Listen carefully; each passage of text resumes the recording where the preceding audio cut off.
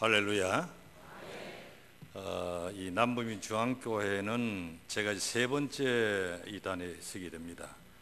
지금부터 30년 전에 제 친구가 이 교회에 왔을 때에 축사하러 와서 한번 여기에 선 일이 있습니다. 그리고 10년 전에 우리 김 목사님이 저를 또 여기 단에 한번 세워줘가지고 수요일 저녁에 한번 설교를 한 적이 있습니다. 그리고 저거 은퇴해가지고 서울에서 목회하다가 요사이 대전에 와서 합니다. 대전에서 조금 떨어진 계룡시라는 시가 있는데요, 대한민국에서 가장 적은 시입니다. 제가 대한민국의 가장 큰 시에 있다가 가장 적은 시로 내려와서 살고 있습니다. 그 인구가 3만 5천에서 4만 됩니다. 가장 적은 시예요. 거기에서 지금 은퇴하고 내려와서 있는데, 은퇴 목사를 이렇게 와서 설교해달라는 우리 김 목사님 감사합니다. 그래서 우리 남부민 중앙교회는 참 하나님 은혜로 물론 이 부산에 있는 산동네지만도 이 산 중허리에 이 교회가 이렇게 서고 많은 성도들이 와서 은혜 받고 또 역대적으로 훌륭한 목사님들이 여기에 목회를 하고, 오늘 우리 김 목사님은 제가 대구에 있을 때부터 아주 존경하던 목사님이신데 아주 외길 목회밖에 몰라요. 다른 건 모릅니다. 오직 목회만 아는 외길 인생을 살아온 그 길을 지금까지 살고, 이제 앞으로는 혼자서 살 것 같아요. 그러면서 이 교회를 위해서 충성하는 데 너무나 감사하고, 와서 보니 교회가 은혜로운 교회에 대해 너무나 고맙고 감사합니다. 제가 오늘 이 시간 말씀 우리 증거하고 돌아가려 하는 것은, 저는 또 여기에 감사한 것은 우리 김국환 장로님이 제 처남이 됩니다. 이종 처남인데 아주 교회도 잘 받들어 봉사한다 해서 너무나 감사하고, 그 아버지 때부터 우리 이모님부터 내가 너무나 참 존경하던 그분의 자제분인데 와서 교회에 그렇게 봉사하고 은혜 받는다니 너무나 감사합니다. 오늘 그리스도인은 참 그리스도의 향기입니다 하는 제목 가지고 말씀을 드리겠는데요, 성경에 보면 성도에 대해서 여러 가지의 말씀을 많이 하고 있습니다. 어떤 곳에는 우리 성도를 선한 청직이라 이렇게 말씀하죠. 또 어떤 곳에는 그리스도의 편지라 이렇게 말하고 있습니다. 우리를 그리스도의 편지라 그렇게 말하고 있습니다. 또 어떤 곳에는 그리스도의 좋은 군사라 이런 말로 표현을 하고 있습니다. 그런데 오늘 본문 15절의 말씀 보니까는 그리스도의 향기란 말로 사용되어 있습니다. 그리스도의 향기라 그렇게 말하고, 그 다음 14절에는 그리스도를 아는 냄새라고 이렇게 말하고 있습니다. 향기와 냄새라 그렇게 표현을 하고 있습니다. 그러면 이런 표현을 하는 가운데 큰 의미와 뜻이 들어있는 것을 우리가 분명히 알게 됩니다. 이 같은 의미에서 우리 그리스도의 향기로운 냄새를 풍겨야 된다는 그 말이에요. 향기로운 냄새를 풍기고 향기로운 냄새를 가득 차 있는 교회가 되어야 된다 그 말이에요. 제가 아는 대로는 이 교회도 보니까는 조화가 아니고 생화예요. 오늘 김 목사님이 생화를 그렇게 좋아한대요. 그래서 조화는 절대로 못 온다는 얘기를 제가 들었습니다. 저도 그렇습니다. 하나님의 교회는 생화를 꼭 꽂아야 된다. 이 생화에게는 생명이 있고 향기가 있습니다. 그래서 오늘 우리는 그리스도의 아름다운 향기를 품어내는 그런 신자가 되어야 된다는 사실을 생각합니다. 오늘 제3 남전도회도 그리스도의 향기를 품어내는 그런 전도회원들 되기를 주의 이름으로 축원합니다. 대단히 감사합니다. 이 향기라는 것은 공기를 변화시키고 사람과 그리고 벌과 나비에게 큰 영향력을 끼치는 것이 바로 향기입니다. 이 영향력이란 말은 무슨 말인가 할 것 같으면은 한 물체가 다른 물체를 변화시키는 힘을 말하고 있습니다. 한 물체가 다른 물체를 변화시키는 힘이라 그렇게 합니다. 그래서 우리 그리스도인들은 본질적으로 자기가 만나는 어떤 사람이든지 또한 어떤 환경이든지 또한 내가 어느 곳에 서 있든지 간에 나를 통해서 그것이 변화되어야 됩니다. 가정이 변화되어야 되고, 교회가 변화되어야 되고, 직장이 변화되어야 되고, 오늘 우리 시장에 가서는 내가 있으면 시장 분위기가 변화되는 그런 역사를 나타내는 우리 신자라는 사실입니다. 그래서 초대교회 들어보면은 우리가 예를 든다면은 초대교회 그렇습니다. 사도행전에 보면 예수님의 제자들이 오순절날에 성령을 받은 다음에 그네들은 큰 변화를 받았습니다. 자신들이 변화를 받았어요. 자신들이 변화를 받은 다음에 하나님의 거룩한 말씀을 통하여 완전히 새 사람 되어가지고 사람들에게 얼마나 영향을 끼치는지 모릅니다. 그래 처음에는 120명이 하나님의 교회로 찾아올라왔고 그 사람들을 또 영향을 줘서 3,000명이 하나님의 교회로 찾아올라오고 그 다음에 3,000명이 영향력을 끼쳐가지고 5,000명이 하나님의 교회로 몰려왔고 5,000명뿐만 아니라 사도행전 내려가서면 수만 명이 하나님의 제단에 모였다 그렇게 말하고 있습니다. 그래서 많은 사람들이 와서 사도 베드로 발 앞에 엎드려서 형제들아 우리가 어찌할꼬 내가 어찌해야 구원을 받을 수 있느냐 그렇게 말하고 있습니다. 그리고 회개하고 예수를 믿고 변화된 사람이었습니다. 그래서 사도행전 제4장 12절 말씀 보면은 믿는 무리가 한 마음과 한 뜻이 되어 모든 물건을 서로 통용하고 서로 물건을 통용하고 자기의 것을 자기 것으로 조금 더 여기지 않더라. 여러분 이거 한번 우리가 생각해 봐야 돼요. 초대교회 사람들이 하나님의 은혜를 받고 성령으로 거듭난 다음에는 물건을 자기 것으로 여기지 않더라. 다시 말하면 물질관이 달라졌어요. 과거에는 내 돈, 내 재산, 내 건강, 내 모든 문제 그래야던 것이 이 완전히 변화되어 가지고 자기 것을 자기 것으로 여기지 않았다. 이걸 좀 높은 소리로만 유무상통했다 그랬습니다. 물질관이 달라졌어요. 물질관이 달라졌어요. 사도행전 2장 42절에 보니 저희가 사도의 가르침을 받아 서로 교제하며 떡을 떼며 기도하기를 전혀 힘쓰더니 46절에 가서 보니까 이렇게 말하고 있습니다. 날마다 마음을 같이하여 성전에 모이기를 힘쓰고 기쁨이 충만하여 하나님을 찬미하니 온 백성의 칭송을 받더라. 이게 복음입니다. 예, 사람들에게 칭송을 받았다. 그 다음에 그 밑에 7절에 보면 이렇게 했습니다. 다 같이 받읍시다. 주께서 구원받는 사람을 날마다 더하게 하시니라. 이게 바로 성경에 기록되어 있어요. 초대교회 성도들은 동네에서 칭찬받습니다. 그 사회에서 칭찬받습니다. 예수 믿는 한 사람 통해서 가정에서 칭찬을 받습니다. 그러니까는 하나님께 영광을 돌리고 주께서 구원받는 사람을 날마다 더하게 하시니라. 당시의 제자들을 분석해 보면 영향력을 끼칠 만한 권력가도 아닙니다. 영향을 끼칠 만한 재력가도 아닙니다. 영향을 끼칠 만한 지식인도 아닙니다.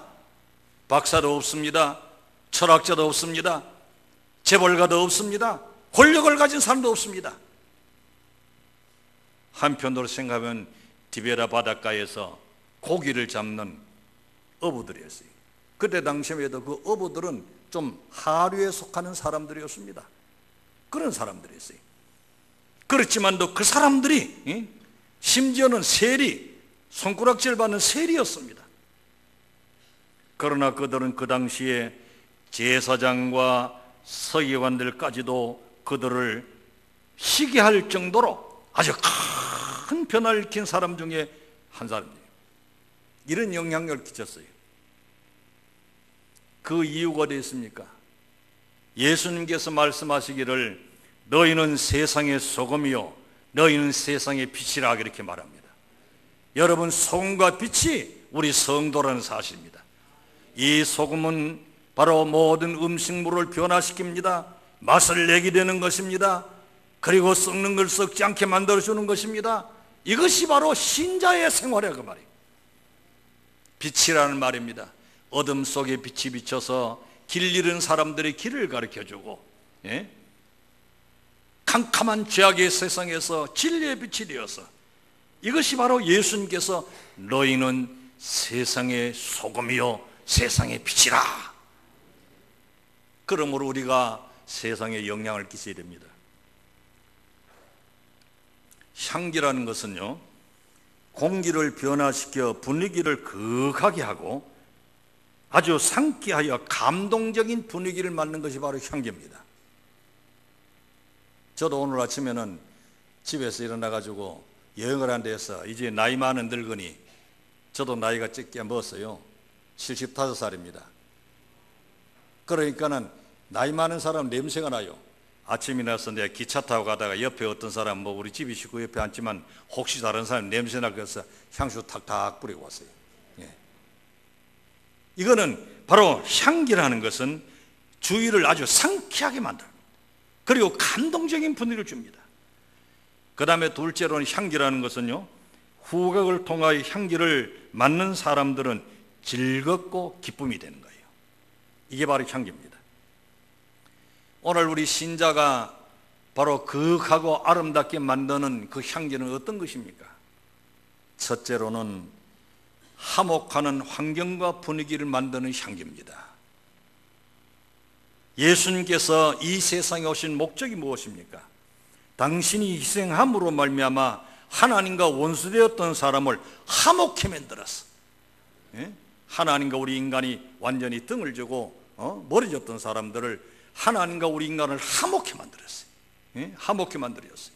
그래서 이사야 성경 제53장 5절 하반절에 보면은 그가 징계를 받음으로 우리가 화평을 누리고 그가 채찍으로 맞음으로 우리가 나음을 입었도다. 에베소 2장 16절에 보니까는 십자가로 이 둘을 한 몸으로 하나님과 화목케 하려 하심이라. 원수된 것을 십자가로 소멸하고 먼 데 있는 너에게 평안을 끼쳐노니 가까운 데 있는 자들과 평안을 전하노라. 그렇게 했습니다. 예수님이 오신 목적이 바로 하나님과 우리 인간 사이의 화목이요, 또한 먼 데 사람 가까운 데 사람들이 화목하는 문제요, 원수와 원수끼리 화목하는 문제요, 화목하는 분위기를 만들어줘야 됩니다. 교회는 화목하는 분위기가 되어야 됩니다. 당회가 화목해야 됩니다. 재직회가 화목해야 됩니다. 교회가 화목해야 됩니다. 그래서 어떤 사람인지 이 방 안에 들어왔을 때에 아주 화목하고 화기애애한 온화한 분위기가 되어야 됩니다. 이것이 바로 교회입니다. 고린전서 제14장 33절에 보니 하나님은 어지러움의 하나님이 아니요 오직 화평의 하나님이시니라 이렇게 했습니다. 하나님은 어지러움을 싫어하는 겁니다. 분란을 싫어합니다. 시기하고 질투하는 걸 싫어합니다. 싸움하는 걸 싫어합니다. 하나님은 어지러움을 싫어하시고 오직 화평케 하는 하나님이라. 하나님은 분쟁을 싫어하는데 이 마지막 교회는 마귀란 놈이 교회 시험하려고 들어와서 분쟁을 일으킵니다. 교회마다 싸움을 생깁니다. 네 파가 내 파가 있습니다. 이건 주님의 제자의 할 일이 아닙니다. 하나님의 백성들이 할 일 아닙니다. 바로 교회는 화평과 화목이 이루어져야 됩니다. 그래서 예수님께서 마태복음 제5장 9절에 다 같이 화평케 하는 자는 복이 있나니 저희가 하나님의 아들이라 일컬음을 받을 것이며 그렇게 말씀하고 있습니다. 화평케 한 자는 복이 있다고 그랬어요. 그리고 하나님의 아들이라 일컬음을 받았어요. 비로소 하나님의 아들, 비로소 하나님의 아들입니다. 화평하기 위해서는 모든 경험과 겸손과 온유로 하고 오래 참으로 사랑 가운데 서로 용납해야 되는 것입니다. 오늘 우리 제3여전도 남전도 회원 여러분, 그리고 오늘 이 남보민교회 온 성도 여러분, 하나님의 자녀가 되시기를 주의 이름으로 축원합니다. 화평하는 마음이 있어야 됩니다. 우리 속담에 그런 말이 있죠. 안 믿는 사람은 싸움했다가도 뭐 한 잔이면 돼요? 예, 술 한 잔이면 돼요. 예수 믿는 사람 한번 틀어질 것 같으면 언제까지 가요? 죽을 때까지 간다고 그래요.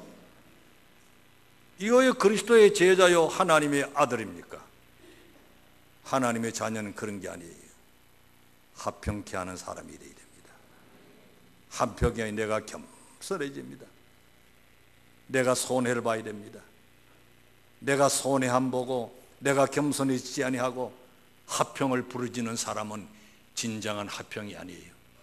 그래서 우리 예수님께서는 하늘의 영광 자리를 버리시고 이 세상에 인간의 몸을 입고 오셔서 인간의 몸 입을 뿐만 아니라 마지막에 십자가의 죽으심까지 아주 낮아져서 이걸 갖다 영어로 인카네이션을 합니다. 아주 비하셔서. 그래서 오늘 하나님과 우리 인간 사이의 화목, 인간과 인간 사이의 화목을 이루어 놓으신 예수님의 제자 되기를 주의 이름으로 축원합니다. 그 다음에는 평안에 매는 줄로 3절에 에베소서 4장 3절을 보니 평안에 매는 줄로 성령이 하나 되게 하신 것을 힘써 지키라 이렇게 했습니다. 우리가 화목게 하지 못하는 원인이 어디 있습니까? 원인은 바로 여기 있습니다. 모든 사람이 나와 같이 되기를 바라고 있기 때문이에요. 교회에서도 신앙생활에서도 나와 같은 은혜를 받고 나와 같이 신앙생활을 했으면 하는 그런 마음이 있어서 자기에게 맞추려고 하는 거예요. 가정의 부부지간에 왜 문제가 생기느냐? 남편은 아내에게 맞춰주기를 바라고 남편은 아내를 남편에게 맞춰주기를 바라니까, 그러니까 화목이 안 되는 거예요. 절대로 화목 안 됩니다. 화목은 자기 스스로가 죽고 남에게 맞춰주는 그런 사람이 되어야 될 줄 믿습니다. 여러분, 오늘 우리 신앙에는요 다 달라요. 받는 은혜가 되고, 은사에도 여러 가지 은사가 있거든요. 성경이 나타나는 은사 외에도 9가지 은사가 있죠. 성경이 나타나는 거에도 9가지 은사인데, 제가 은사에 대한 연구를 해보니까는요, 은사가 9가지 뿐만 아니라 그가 내용 속해 있는 것이 36가지가 나와요. 그런 각각 받은 은사가 다 달라요. 우리 9가지 은사 가운데서도 어떤 사람 방언의 은사 받는데 어떤 사람 믿음의 은사 받고 달라요. 한 사람이 그 9가지를 다 받을 수는 없습니다. 그러니까는 신앙이 나와 꼭 같아야 된다고 그런 마음을 가지는 것은 교만이요, 잘못된 것입니다. 잘못된 거예요. 그래서 나와 같이 다르다고 해서 그를 심판하고 재판하고 심지어는 그를 정죄까지 하는, 이것은 화목을 깨는 중에 하나가 바로 그겁니다. 여러분, 오늘 우리가 또 거짓말을 또 용서할 수 있는 것이 있습니다. 용서할 수 있는 것이에요. 탈무드에 보면 이런 말이 있습니다. 2가지 경우에는 거짓말로 된다고 그랬어요. 목사가 거짓말 된다는 게 이상한데 탈무드에 그렇게 말했더라고요. 그건 뭐냐 할 것 하면요, 첫째는요, 누군가가 어떤 물건을 사놓고 나에게 의견을 물을 때에, 다시 말로 옷 한 벌 샀는데 이 옷이 어떠냐고 이를 물을 때에 자기 마음에 색깔이 틀렸어요. 자기는 그 카키색을 좋아하는데 검정을 샀어요. 뭐 초상집에 가려고 검정색 샀나 속으로 그러면서, 그 왜 하필 그런 탁탁한 색깔을 사느냐고 비판하면 자기 입장에서. 그런데 이 탈무드경이 그런 말을 했어요. 어떤 물건을 사놓고 나에게 의견을 물을 때는 그것이 비록 자기 마음 보기에 좋지 아니해도 참 좋습니다. 아주 훌륭합니다. 아주 멋집니다.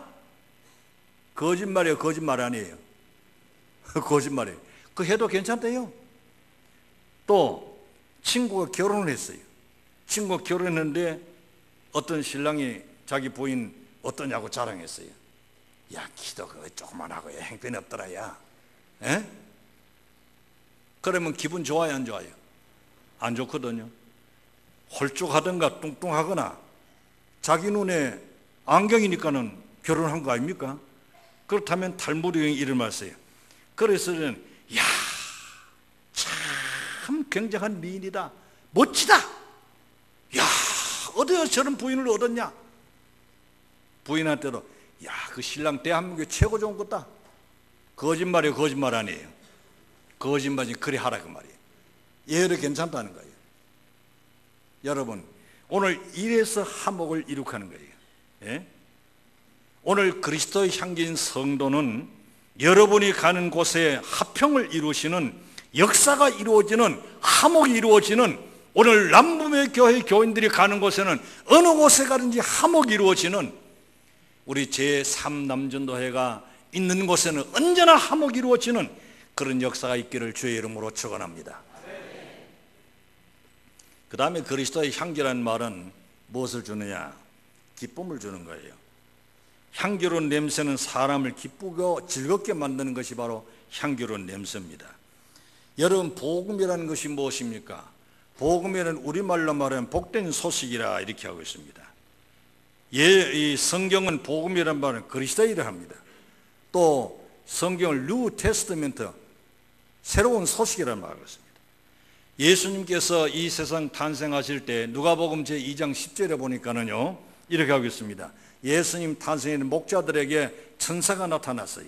천사가 나타나서 말씀하기 이르기에 막 목자들이 무서워하죠. 무서워할 때 거기 나타난 말이에요. 천사가 가로되 내가 온 백성에게 미칠 큰 기쁨의 좋은 소식을 너에게 전하노라.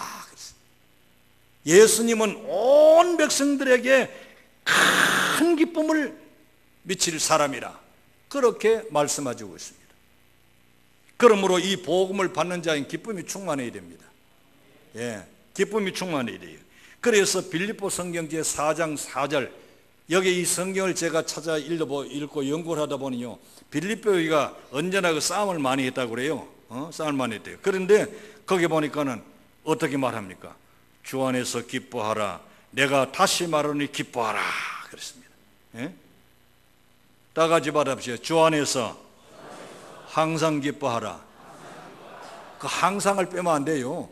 항상 기뻐하라. 그랬습니다. 내가 다시 말하느니 기뻐하라. 하나님께서 우리를 향한 세 가지 뜻이 있습니다.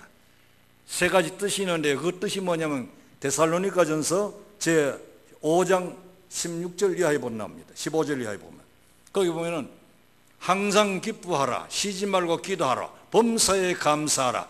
이는 너희를 향한 그리스도 안에 뭐니라? 뜻이니라 그랬어요. 하나님께서 우리에게 향하는 것은 항상 기뻐하라 그랬어요. 그 다음에 쉬지 말고 기도하라 그랬습니다. 범사에 감사하라.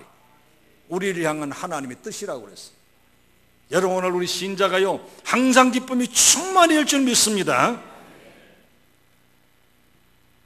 영국의 문학가요 정치가인 체스터 필더라는 사람은 이런 말을 했습니다. 유머를 사용하면 기쁨을 주기 위해 사용하고 상처를 주기 위해 사용하지 말라 그렇게 했습니다. 유머를 하려면 남에게 기쁨을 준 유머를 해야지 상처를 주기 위해서 기도하지 말라, 하지 말라. 난 요새 방송 제일 싫어하는 게 뭔지 압니까? 여러분 기뻐해도 할 수 없어요. 낙곰수 운동이 지금 경제에 일어나는데 거기에 나오는 말을 가만 들어보면요, 참 속된 말 많고 저질스러운 말이 많고, 상을 찌푸릴 일이 많고, 나이 많은 노인들 대해가지고도 말이요, 저 미친 영감쟁이 노인네들 이렇게 말하고 있고. 여러분, 유머를 해도 남에게 기쁨을 주는 그런 유머를 써야 돼요. 네? 여러분, 상처를 주게 하는 것은 하지 말아야 됩니다. 기쁨이라는 것은요 몇 가지로 나타납니다. 우리 인간에게는 첫째, 눈을 통해서 나타나요. 여러분, 눈을 통해 나타납니다. 안색을 보면은 분노의 안색인가, 미움의 안색인가, 사랑의 안색인가, 감사의 안색인가, 눈을 보면 알아요. 그 사람이 첫 보면 먼저 뭐부터 봅니까? 눈부터 봐요. 눈부터 봅니다. 내 눈 너무 적어 잘 안 보이죠? 눈부터 봐요. 그 눈 속에 기쁨의 눈이 있어야 돼요. 눈 속에 아주 크고 기쁨의 눈을 떼야 됩니다. 그런 것이 있어야 됩니다. 그 다음에 우리 얼굴 표정에도 나타납니다. 얼굴 표정, 제가 전도서를 쓸 때인데 우리 총회장 하시는 그 이승택 목사님 밑에 제가 전도서를 있었어요. 그러니까는 석전도사 이리 와 그러다고 굉장히 무서워요. 그 양반 얼마나 무슨지 몰라. 한번 이렇게 볼 때는 정신 없어요. 그런데 한데 앞으로 석전도사 말이야, 거울 보고 얼굴 표정 좀 생각해 그래. 왜요? 당신 웃지 않으면 맨날 썩내는 것 같아요. 그 내가 얼굴 표정을 딱 보니까 진짜 그래요. 그 우리 집 식구가 저한테 늘 부탁한 게 있어요. 여보, 어디가 당신 입 다물지 마시오. 오늘도 여기 강단에 올라가서 입 다물지 말아요 그러더라고. 이게 내 평생토록 듣는데 안 돼요. 이게 근데 여러분, 얼굴 표정이 나타나요. 얼굴 표정. 얼굴 표정이 과연 웃는 표정이 항상 이루어져야 돼요. 모자라는 바보처럼 웃지는 말고 아름답게 그 얼굴 표정하는, 이것이 중요한 것입니다. 그 다음에 말을 통해서 기쁨이 와요. 말을 표현을 통해 가지고 거기에 나타나는 겁니다. 말 한마디에도 참 가시가 있고, 말 한마디에도 기쁨이 있고, 말 한마디에도 감사가 있습니다. 그래, 말이 얼마나 중요하면 세상 경험 가운데 많아요. 예? 남자 말 한마디가 뭐고, 또 말 잘못하면은 또 뭐고, 이런 게 많습니다. 성경에 나와 있습니다. 야고보 성경에 보면은 말을 조심하라, 혀를 잘 다스리라, 그렇게 하고 있습니다. 아주 조용해죠. 오늘 초대교회는요, 성령이 충만한 사람들, 오직 사랑과 희락이 있다고 있습니다. 성령이 충만해 사랑이 차고 넘칩니다. 성령이 충만하여 기쁨이 차고 넘치는 것입니다. 이런 표정이 되기를 주의 이름으로 축원합니다. 우리 성도는 항상 기뻐하는 생활 되어야 됩니다. 저는 설교할 때도 보통 긴장해서 하지 않습니다. 항상 웃으면 해요. 내가 기쁘니까요. 말씀 전하는 게 얼마나 기쁜지 몰라요. 여러분, 오늘 우리 남부민교회 교인들은 만날 때마다 그 얼굴에 풍하고 아름답고 가진 기쁨이 가득한 그런 얼굴 표정이 되기를 주의 이름으로 축원합니다. 성령 받으면 돼요. 그 다음에 영향력이라는 것은 무엇을 의미하니까는 끄는 힘이 있습니다. 끄는 힘이 있어요. 만화방초 봄동산에는 방사되는 그윽한 향기는 벌과 나비를 그 동산으로 끌어들이는 것입니다. 이와 같이 예수 그리스도의 향기를 가지고 있는 신자에게는 그 교회는 많은 심령을 끌어들이는 것입니다. 예? 많은 심령을 끌어들이는 거예요. 그리스도 향기가 가득 차면은 사람들을 끌어오는 그런 힘이 있는 거예요. 끌어오는 힘이 있습니다. 예. 이거 바로 영향력입니다. 영향력이에요. 여러분, 교회가 부흥되지 않는다고 오늘 우리가 생각할 때 뭐가 나빠서 안 된다, 뭐가 나빠서 안 된다, 뭐 제도가 나빠서 안 된다, 뭐 관리를 잘못해서 안 된다, 조직이 잘못돼서 안 된다. 아니에요. 제가 목회 보니까는 조직 아무리 잘해도, 예? 조직 아무리 잘해도 그거 가지고 교회가 부흥되는 게 아니에요. 프로그램 많이 가지고 해도 그거 가지고 부흥되는 게 아니에요. 교회는 그런 거 가지고 부흥되는 게 아닙니다. 여러분, 교회는 그리스도의 향기가 있어야 되는데 이것은 무엇을 말하느냐? 문제는 영혼을 끌어들이는 그리스도의 향기가 오기 때문입니다. 영혼을 끌어들이는 그리스도의 향기가 오기 때문에 교회가 부흥 안 되는 거예요. 다른 게 아무것도 없습니다. 돈 가지고로 되지 않습니다. 권력 가지고로 되지 않습니다. 제도 가지고 되지 않습니다. 지식 가지고 되지 않습니다. 여러분, 성령이 충만하여 그리스도의 향기가 우리 속에 가득 채워져야 되는 것입니다. 좀 이런 소리는 조금 싫은 소리입니다만 1년 가도 한 사람도 못 끄는 사람은요, 그 영혼에 문제가 있다는 것을 한번 심각하게 고민해 볼 때가 되는 거예요. 1년 가도 내가 한 사람도 못 끌었다. 그게 문제가 있어요. 우리 생각해 봐야 됩니다. 더러운 냄새가 나면 뭐가 모입니까? 똥파리가 모여요. 교회가 화목이 없고 기쁨이 없고 싸움이 있으면 거기에 뭐가 모입니까? 싸움꾼들만 모입니다. 시기하고 질투하고 서로 미워하면은 그 악령은 그런 걸 틈타가지고 사람들의 그 마음을 요동해가지고 교회를 어지럽게 만들어서 교회를 혼란에 빠지게 만드는 것입니다. 여러분, 오늘 우리가 분명히 알아야 될 것은 우리가 그리스도의 향기가 나타내기 위해서는 우리 속에는 성령이 충만해서 사랑과 희락이 있는 그런 은혜가 저와 여러분들에게 넘치기를 주의 이름으로 축원합니다. 그 다음에 끈다는 것은 감화력을 준다는 그 말이에요. 감화력. 여러분, 꽃 속에는 그윽한 향기는 모든 벌과 나비를 완전히 매혹시켜버려요. 저는 시골 출세입니다. 시골에 보면은 이 울타리가 있습니다. 울타리에 호박을 심어가지고 호박 넝쿨이 쫙 올라가요. 그럼 뭐가 핍니까? 호박꽃이 피어요. 호박꽃이 꿀이 많을까요? 없을까요? 많아요. 호박꽃이 꿀이 많아요. 여러분 그 나이 많은 분 할머니를 보고 에이 호박꽃 같다고, 호박꽃엔 꿀이 있어요. 그걸 알아둬야 돼요. 그런데 그 호박꽃 속에 이렇게 가다 보면은 그 속에 뭐가 들어갑니까? 벌이 들어가요. 우리 어릴 적에 그러면 그 주둥이를 딱 맞고 그 딱 잘라요. 그 앵앵 소리 나고 가다가지고 원수가 와서 그 엉치는 것도 몰라요. 꿀 속에 감독이 덧치되어 그 속에 쏙 들어가 있습니다. 쏙 들어가 있어요.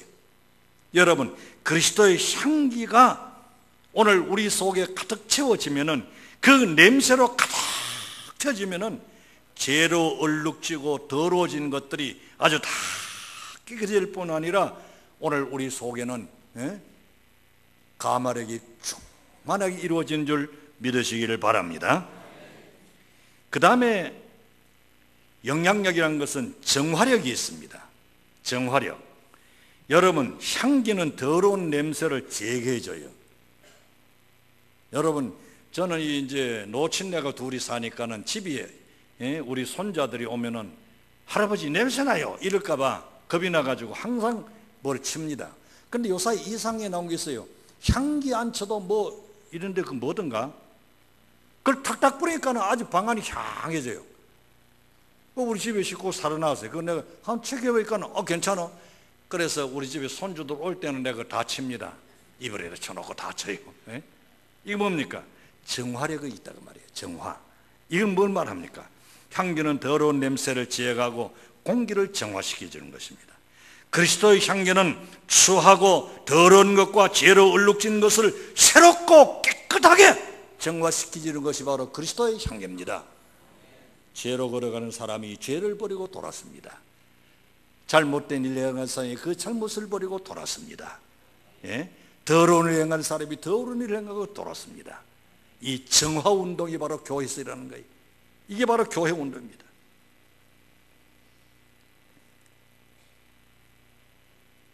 시간이 다 돼서 마지막으로 한 가지만 하고 설교를 마치겠습니다.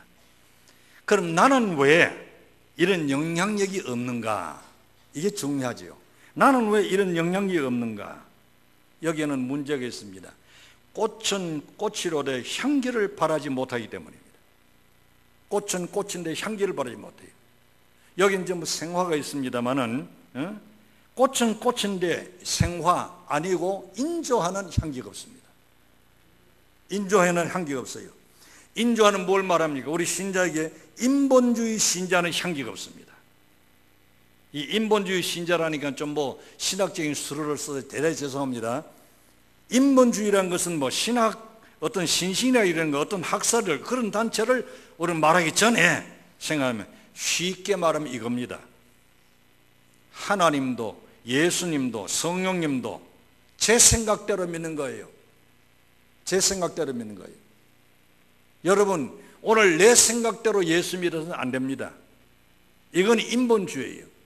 내 생각대로 믿는 게 아니에요. 자기의 생각대로 판단하고 결론을 내는 거 안 내는 것입니다.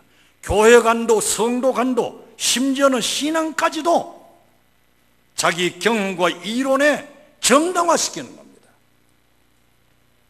정당화시킨 거예요. 제가 신학을 연구하기 전에는요, 공부를 하기 전에는 몰랐어요. 내가 제일 잘 믿는 줄 알았어요. 어릴 때는 철학 기도도 많이 하고 새벽 기도도 초등학교 4학년 때부터 나갔으니까요. 그렇지 않습니까? 그래 뭐 주일날 교회하고 또 봉사하고 하는데, 교회 보니까는 뭐 장로님, 지사님들 교회 잘 나오지도 않고요. 또 우리 장로님 한 분은 술도 한 잔 떡 걸치고 올라가 기도하고 말이요. 우리 이중택 장로님이라고 계시는데요. 자꾸 하셨어요. 근데 그거는 술로 잘 잡사요. 그러면서도 와 기도하라면 잘합니다. 그럴 때 우리 속에 비치는 뭐예요? 아이고 저것도 장로님, 저것도 장로님. 근데 보니까는 그 장로 진짜 장로님이에요. 술 잡서도 진짜 장로님이에요. 복음의 확신을 가지고 있어요. 제가 우리 집 구원시키겠다고 모든 거 다 평해치고 집에 돌아 일했어요. 그럴 때만 이름이 나를 부르더라고요.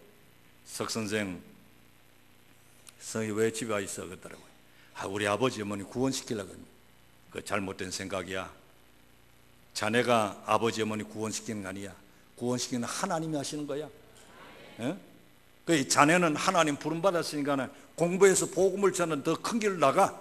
집에 있으면 안 돼. 백날 있어도 저 자네 부모님 예수 믿지 않아. 자네 때문에 믿는 거 아니야. 그때는 많이 예속했는데 돌아가서 공부를 해보니 그 말 맞다 그래요. 진짜 맞더라고요. 내 힘으로 안 돼요. 저는 어릴 적에 우리 아버지 구원시키고 우리 어머니 구원시키고 아버지하고 같이 하다가 윗방에 따가서 내가 노래를 부릅니다. 내 찬송 부르는데 좀 감화받더라고요. 세상 만사 살피니 참 헛되구나 이가 부릅니다. 꿈같은 이 세상에 산다면 늘 살까 이런 거 부르면은 아버지가 감동 받겠지 했는데 한참 부르다 보면 야 시끄럽다 하지 마라 그래버려요. 안 믿더라고요. 오히려 예수 믿는데 쫓아내고 교회 못 가게 하고 그러더라고요. 그런데 여러분 남을 판단해서는 안 되는 겁니다. 내 신앙의 경험이 100점은 아니에요. 여러분 목사도 나도 신학을 한 사람이고 공부만 한 사람인데도 내 신학과 내가 아는 것이 다가 아니라 그 말이에요. 이걸 말해야 됩니다. 그렇기 때문에 오늘 모든 것들은 자기 중심적으로 가는 이 사람 인본주의입니다. 성경과 신학에 아주 검증 따위는 무시해버리고 성령의 감화와 감동, 진리에 의해가지고 들어가는 건 전혀 무시해버리고 이것은 인본사상입니다. 하나님 말씀이 어떻게 되었을까? 성령의 감동을 보면 어떻게 될까? 하나님 중심주의, 말씀 중심주의 이거야 돼. 오늘 성가대가 찬양을 잘하는데 성가대 찬양 잘해서 내가 기분 좋은 게 아니에요. 미안합니다. 박수가 없어서 기분 좋은 거예요. 내가 군인 본부교회 나가 보니까는 찬송은 박수가 막 우레거지 나와요. 예배 시간에 찬송하고 박수하는 게 아니에요. 오직 이 예배는 하나님께 영광 돌리고 하나님께 경배하는 예배입니다. 예? 그래서 하나님 말씀 중심한 신본주의 사상이 되어야 되는데 인본주의 신앙 가지시는 이 속에 향기가 없어요. 그리스도의 향기가 없습니다. 그 다음에 둘째, 생활은 생활인데 미소가 피지 못하고 꽃망울에는 향기가 없습니다. 이는 유치하고 미숙한 신자를 가리키는 것인데요, 여러분 애송이 아가시아 꽃에는 꿀이 없습니다. 고목나무 된 그 아가시아 꽃에는 꿀이 나와요. 오늘 우리 신자가 성숙하지 못하면 내 속에는 그리스도의 향기가 없습니다. 신앙이 내가 성숙하지 못하기 때문입니다. 하나님과 영적 교제도 없고 하나님 말씀에 찌르지도 않고 우리 신앙이 성숙하지 아니하니까는 그리스도의 향기가 거기에는 없는 것입니다. 셋째로는 생활은 생활에 영양이 부족하여 시들어지거나 죽은 꽃에는 향기가 없습니다. 이것은 무엇을 말하니 영적인 신앙은 시들고 메말라 죽어가는 신자는 직분과 연조는 관계없이 향기가 없습니다. 요식적인 기도는 관록을 따라 자랍니다. 청산주소 같습니다. 하나님과 깊은 관계가 없습니다. 하나님과 깊은 관계가 없어요. 내가 하나님과 깊은 관계를 가져야 되고 내가 신앙이 깊어질수록 새벽 제단에 올라와 기도하고 시간 내에서 올라와 기도하고 하나님 말씀을 읽고 오늘 우리의 신앙이 시들어지지 않도록 해야 돼. 하나님 말씀에 귀 기울이고 어떤 교회 가니까 설교를 전부 적어요. 왜 적냐 물었더니만 집에 가서 리바이벌 하려고 다시 본다는 거예요. 어떤 사람은 카세트를 가져와서 녹음을 하고 있어요. 왜 하느냐? 집에 가서 녹은 게 다시 한번 들어보려고. 여러분 그렇습니다. 바로 신앙이 시들어지면은 거기에는 충만하지 못하면 안 됩니다. 성경과 진리의 깊이가 없고 말씀에 충만하지 못하고 은행심사 모두가 성령과 하나님 말씀에 찌르지 아니하면은 거기에는 향기가 없습니다. 오늘 우리 제3년도회 남년도회 아주 지금 한창 하나님 말씀에 익숙할 때입니다. 하나님 말씀 깊이 읽고 성경을 읽고 또 성경 읽고 1년에 몇 독을 하고 내가 하나님 앞에 요식적인 기도 행위하다 내가 하나님과 기도 시간을 정해놓고 하나님 앞에 열심히 기도하여 하나님의 영감이 내 마음속에 가득 채워지고 하나님 말씀이 깨달아지고 이럴 때 주일날 우리 김 목사님 설교하면 설교가 달라져요. 말씀이 달라져요. 받아들이는 것이 달라져요. 얼마나 좋은지 모릅니다. 힘이 생기고 능력이 생기는 겁니다. 이럴 때에 그 사람 이쪽을 찔러봐도 말씀이요, 저쪽을 쿡 찔러봐도 말씀이요, 어느 쪽을 찔러봐도 하나님과 성령의 말씀이 그 속에 가득 채워질 때에 가득이 그리스도의 의미를 찾고 그리스도인다운 생활이 이루어져서 그리스도의 향기가 가득 채워지는 이 교회 되기를 주의 이름으로 축원합니다.